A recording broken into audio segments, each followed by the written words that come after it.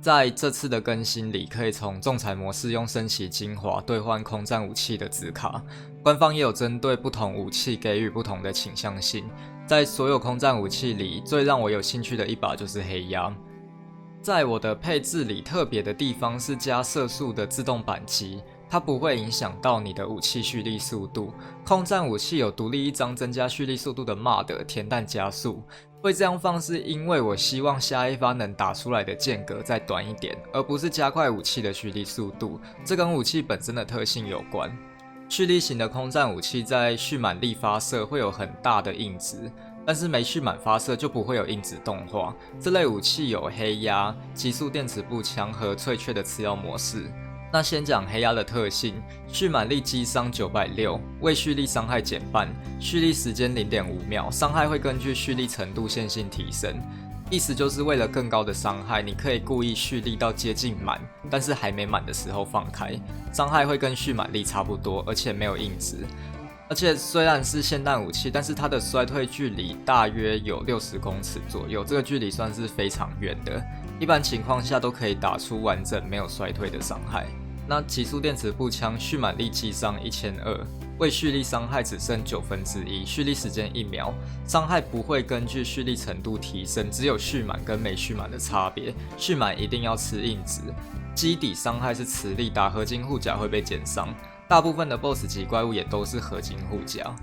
翠雀则是必须蓄满力才能发射，击伤分成2段，直击750，炸开1000。某些怪物被击中会直接穿过去，要吃硬直会炸死自己，还有 bug。这个次要模式没关系，我不要了。当然，即使有硬直，只要武器本身能一发带走敌人，那影响也不大。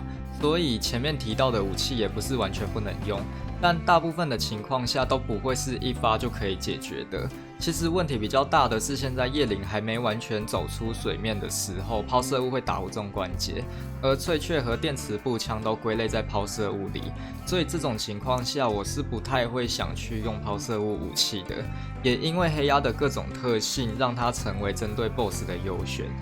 空战武器子弹会根据消耗的弹药百分比增加回复所需时间，而且因为是根据百分比计算，所以透过弹链增加弹药最大值，也是另一种降低回复时间的方法。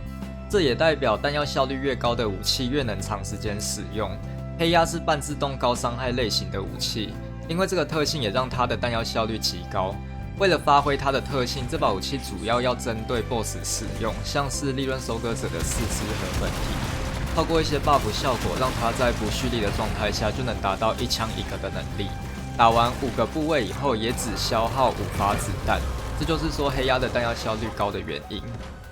因为消耗的弹药少，所以收起空战武器后，也只需要一点时间就可以冷却完毕继续使用。